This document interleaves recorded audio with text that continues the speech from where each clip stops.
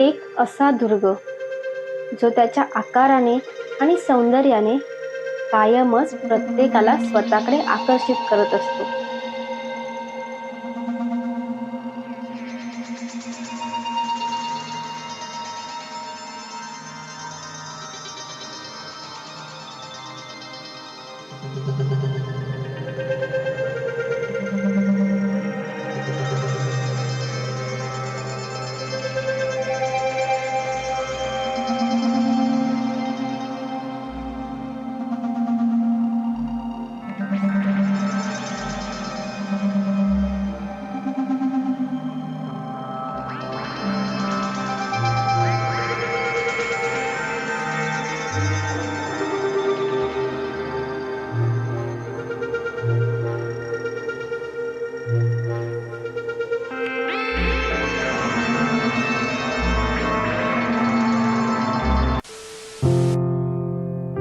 स्वराज्याची सफर करायची तर गडकिल्ल्यांची भटकंती आलीच.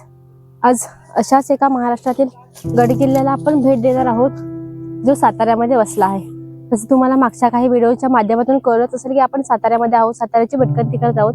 तर सातारा वाईमध्ये येणारा आणखी एक किल्ला ज्याचं नाव आहे केंजळगड, त्या केंजळगडला आपण आलो आहोत.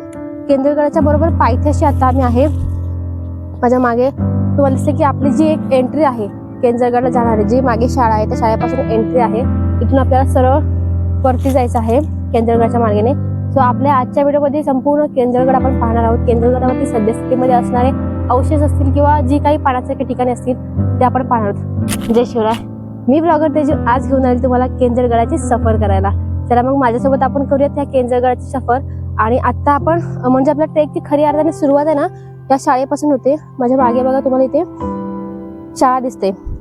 इथे जेव्हा आपण केंजळगडच्या पायथ्याशी आलो की हा एकच मार्ग, आपल्याला आणखी मार्ग आहे पण हा एकच सोपा मार्ग आपल्याला आहे जो ह्या शाळेच्या पाठीमागून येतो. जो मार्ग आता आम्ही फॉलो करणार आहोत. आणि आजच्या ट्रेक मध्ये गाईड करायला आजही आपल्यासोबत अक्षय आहे. तर चला सुरुवात करूया आपल्या ऍडव्हेंचरनी भरलेल्या अशा मस्त व्हिडिओला. कारण आपल्याला जंगल ट्रेक थोडासा आहे पण तो करायचा आहे. पाहूयात आपण केंजळगडची सफर.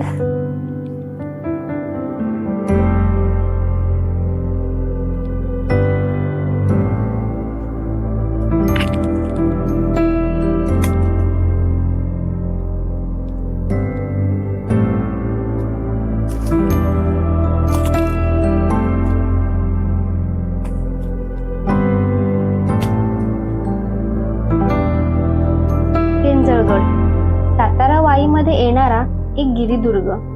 समुद्र सपाटीपासून याची उंची 4269 फूट एवढी आहे. मध्यम प्रकारची चढाई असणारा हा केंजळगड कृष्णा आणि नीरा या दोन नद्यांच्या एका डोंगर रांगेवर वसला आहे.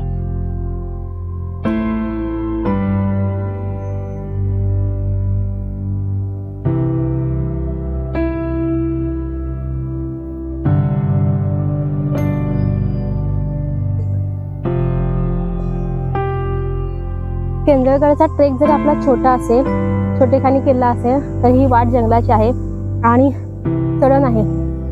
सोबतच ऊन आहे त्यामुळे तुम्हाला सोबत पाणी ठेवणं गरजेचंच आहे. आणि एक्स्ट्रा पाणी यासाठी कारण आपल्याला माहित नाही गडावरती पाणी मिळेल नाही मिळेल. आम्ही आमच्यासोबत गाईड घेऊन आलो त्यामुळे आम्हाला माहिती आहे गडावरती कोणत्या गोष्टी आहेत नाही आहे. पण तरीही सोबत पाणी असायला पाहिजे. आणि जे आपल्या नॉर्मल एक्सरसाइज असतात ट्रेकिंगसाठी ते आपल्या म्हणजे शूज कॅप वगैरे सोबत असल्याच पाहिजे. कारण छोटी जरी वाटायची तरी पण ती दमछाक करणारी आहे. तर या गोष्टीची काळजी घेऊन आपण पुढचा प्रवास करूयात. चला.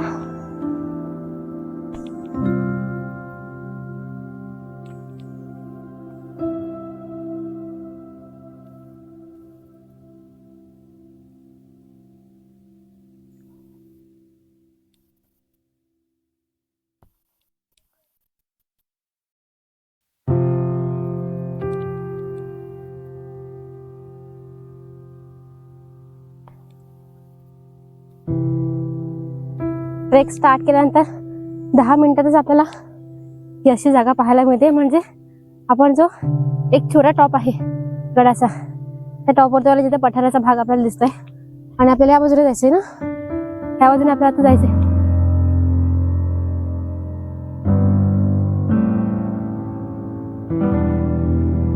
आजूबाजूच्या गावांचा सुंदर व्ह्यू पाहिल्यानंतर आपल्याला बघा या बाजूने थेट वरती जायचंय. त्यामुळं ट्रेक काही मोठा नाही, 10 मिनिटात आपल्याला हा पठार लागतो. त्यानंतर जास्त काही चढण नाहीये, नॉर्मल ट्रेक आहे. सो चला जाऊयात.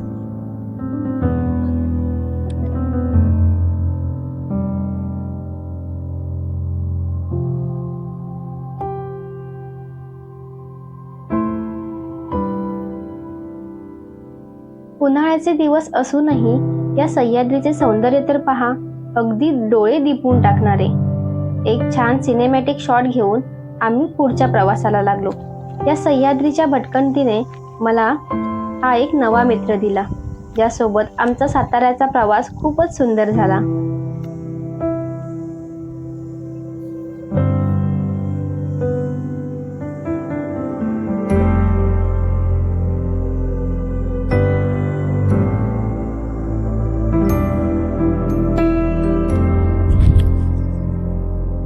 पठारावरती आल्यावरती बघ आपल्याला सगळ्यात पहिले ते एक छोटं पाण्याचं टाकं दिसतंय.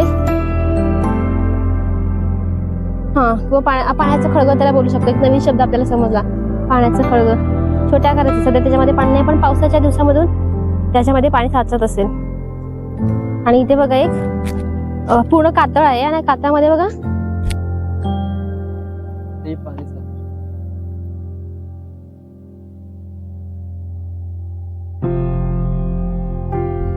तिथून सरळ जाऊयात ना. ते बांधकामाचे अवशेष आहेत. इथे या बाजूने बघा बांधकामाचे आपल्याला अवशेष पाहायला मिळतात.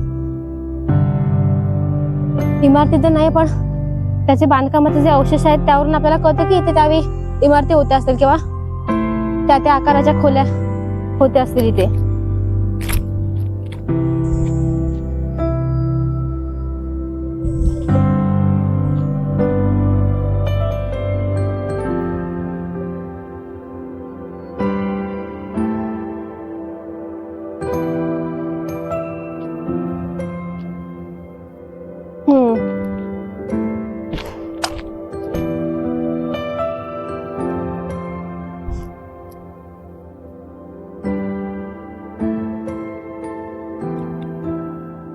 इथून बघा आपल्याला एक पायरी मार्ग लागतोय आणि दरवाजाचे अवशेष आहेत. म्हणजे त्यावेळी नक्कीच दरवाजा होता असेल ते यावरून. कारण इथे बघा नॉर्मली आपण कोणत्याही गड किल्ल्यावरती गेलो तर दरवाजा असतो, दरवाजाच्या मागे लाकडी ओंडका अडकवण्यासाठी खाचा असतो, तो आपल्याला इथे बघायला मिळतोय. त्याच्यावरून इथे दरवाजा होता असेल हे कन्फर्म. सोबतच दरवाजाला लागून जी पहारेकरांची देवडी असते ती देवडी इथे आपल्याला पाहायला मिळते. सध्या दरवाजा आपल्याला बघणं अवस्थित आहे, पण कदाचित हा दरवाजा महादरवाजा असू शकेल त्यावेळेचा गडाचा, असं आपल्या लक्षात येतं. आणि इथून आपल्याला पायरी मार्ग लागलाय. स्वतःच पायरी मार्ग आपल्याला थेट गुहेपाशी घेऊन जातोय.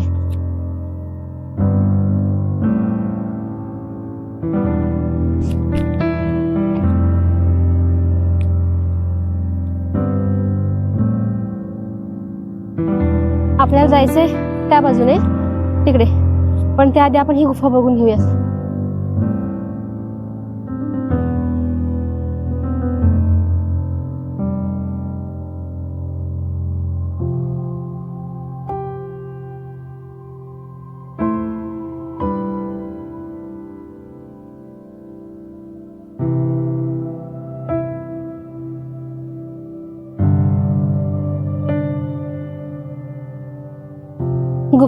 गुहेपासून आपण बघा अगदी समोरच म्हणजे 2 रस्ता आला होता इकडे या बाजूने. तिथे बघा अशा प्रकारचे तुम्हाला बोर्ड दिसेल, दुर्ग केंजळगड आणि कातळ कोरीव पायऱ्या. तर इथून खऱ्या अर्थाने या दुर्ग केंजळगडाच्या कातळ कोरीव पायऱ्यांची सुरुवात होते. तुम्हाला मी दाखवते. पहिल्या सुरुवातीच्या 2 ते 3 पायऱ्या बघा आपल्याला थोड्या ढासळलेल्या दिसतात, परंतु आपण इझिली जाऊ शकतो एवढं त्याच्यामध्ये स्पेस आणि मजबूती आहे. आणि इथून पाहिलं तर अगदी सुस्थितीमध्ये असणाऱ्या त्या केंजळगडाच्या पायऱ्या.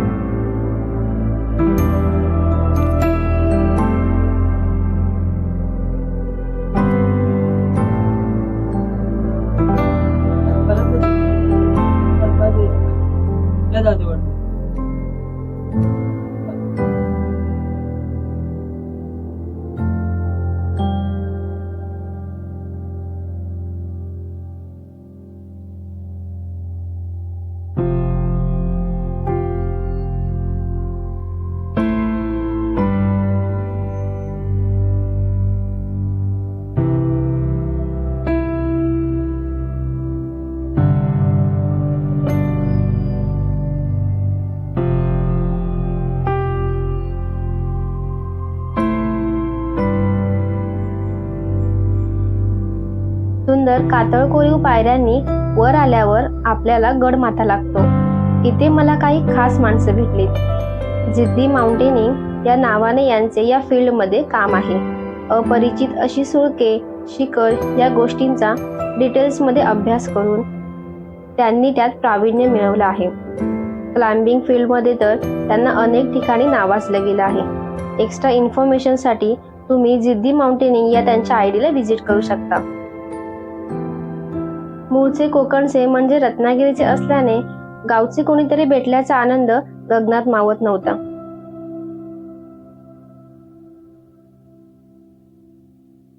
बघा, आपण मंदिराच्या इथून सरळ इथे आलो आणि त्या बाजूला वाड्यांचे अवशेष आहेत, ते आपण पाहणार आहोत नंतर. पण आता आपण लेफ्ट साईडने इथे बघा ध्वजस्तंभ आहे, सो आपण ध्वजस्तंभाकडे चाललोय. कारण कोणत्याही गड किल्ल्यावरती जेव्हा आपण जातो, ट्रेक करतो, तेव्हा त्या ट्रेकला किंवा त्या आपला जो एक प्रयत्न असतो, त्या प्रयत्नाला खऱ्या अर्थानं हे जेव्हा समाधान मिळतं ना, ते ध्वजस्तंभ पाहिल्यानंतर.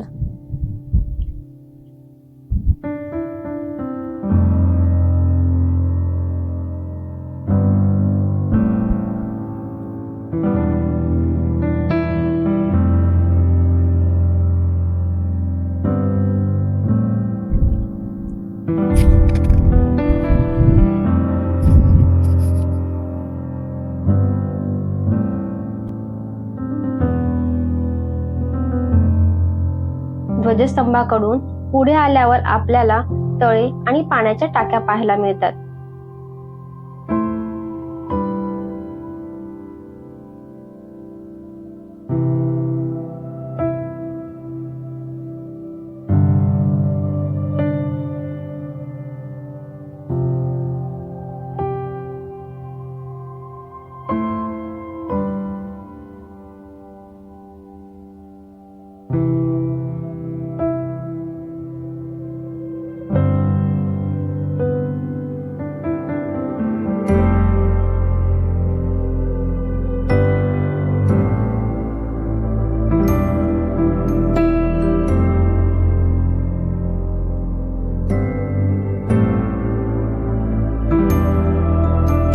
इथे बघा आपल्याला त्यावेळीचा चुन्याचा घाणा बघायला मिळतोय आणि असं म्हणू शकतो अगदी अगदी सुस्थितीमध्ये हा चुन्याचा घाणा. आपण बऱ्याचशा गड किल्ल्यावरती फिरलोय, चुन्याचे घाणे पाहिलेत, पण हा जर म्हणाल ना तर अगदी प्रॉपर चुन्याचा घाणा सुस्थितीमध्ये आहे. कारण बऱ्याचशा गड किल्ल्यावरती हा मेन जो घाणा आहे, जो चाक आहे, ते तुटलेल्या अवस्थेमध्ये आहे किंवा घाणा छोट्या बैठ्या अवस्थेमध्ये आहे. पण हा प्रॉपर हाईटचा, प्रॉपर व्यवस्थेचा घाणा आहे. त्यानंतर इकडे आपण जर पाहिलं तर आपल्याला धान्य कोठार किंवा दारुगोळ्याचा कोठार अशी एक इमारत पाहायला मिळते. आपण जाऊन पाहूयात. थोडं पुढे आल्यावर पडक्या अवस्थेतील ही इमारत पाहायला मिळते.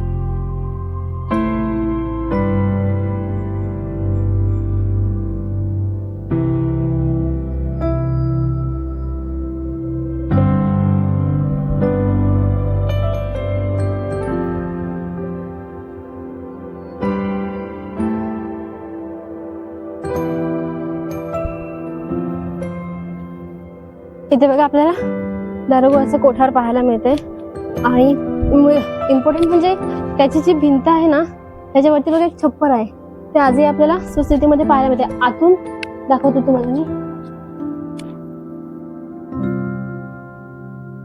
कॅम्पिंग वगैरे केली असेल कदाचित, कारण आपल्याला चूल दिसते इथे बघा. म्हणजे त्यावेळी दारुगोळ्याचं कोठार असायचं, त्याला प्रोटेक्ट करण्यासाठी दगडी छप्पर असायचं किंवा पूर्ण विटांचं बांधकाम आणि पूर्ण पॅक असायचं की लाकडाचा वापर व्हायचा नाही, कारण ते सेफ राहण्यासाठी. तर त्या प्रकारचं बांधकाम बघा आपल्याला इथे दिसतंय कशा प्रकारे केलं असेल. आणि हे गोलाकार आहे, कसं केलं असेल ना एवढं.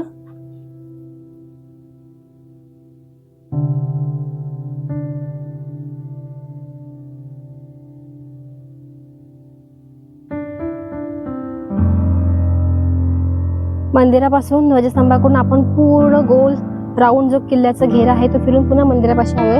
आपण वरती आलो त्या ठिकाणी, कारण इथे वाड्यांचे अवशेष आहेत जे आपण बोलू नंतर पाहू. याचं खास कारण म्हणजे मी बऱ्याचशा व्हिडिओमध्ये पाहिलं होतं. ऑफकोर्स आपण ज्यावेळी एखाद्या गड किल्ल्याला भेट देतो तेव्हा त्या आधीची माहिती आपल्याला असणं गरजेचं असतं. सो मी ज्यावेळी व्हिडिओ पाहिला तेव्हा इथे ना मला असं काही बांधकाम दिसलं नव्हतं. म्हणजे ज्या ठिकाणी मंदिर आहे त्याच्या आजूबाजूला असं कोणीच काही वेगळं बांधकाम दाखवलं नव्हतं आणि बऱ्याचशा व्हिडिओमध्ये पाहिलं तर काही नव्हतंच इथे. एखाद दुसरं आपल्याला अवशेष बघायला मिळत होते, पण आता मी इथे आले तर इथे आपल्याला पूर्ण बांधकाम बघायला मिळते की त्यावेळी कसं. आणि हे ना ज्या गड संवर्धकांनी केलं असेल त्यांना खरंच मनापासून धन्यवाद. कारण हे अशा वास्तू आहेत ना, नंतर जतन याची जपणूक ही आपल्याकडूनच झाली पाहिजे. आणि आपल्या महाराष्ट्रामध्ये अनेक गड संवर्धक ग्रुप आहेत, संस्था आहेत, जे अशा गड किल्ल्यांवरती जाऊन अशा अपरिचित वास्तू असतील ज्यांना नव्याने एक ओळख निर्माण करून देतात. सो त्यांच्यापर्यंत हा व्हिडिओ जाईल की नाही मला माहित नाही, नक्कीच तो गेला पाहिजे. सो त्यांना खरंच मनापासून धन्यवाद की त्यांनी जे हे काम केलंय, त्यामुळे ही जी वास्तू आहे, जे अवशेष आहे ते आपल्याला किल्ल्यावरती आल्यावरती पाहायला मिळतात. आणि यासाठीच मी हा पॉइंट लास्टला ठेवला, कारण मला ज्या माझ्या भावना होत्या त्या व्यक्त करायच्या होत्या. आणि आता ऑफकोर्स आपण लास्ट पॉइंटला आलोय, कारण किल्ला पूर्ण फिरून झालाय. सो व्हिडिओ कसा होता मला कमेंट करून नक्की सांगा. व्हिडिओ आवडला असेल तर लाईक करा, शेअर करा, चॅनलला सबस्क्राईब करायला अजिबात विसरू नका. पुन्हा भेटूत एका नव्या गडकोट मोहिमेमध्ये. जय शिवराय.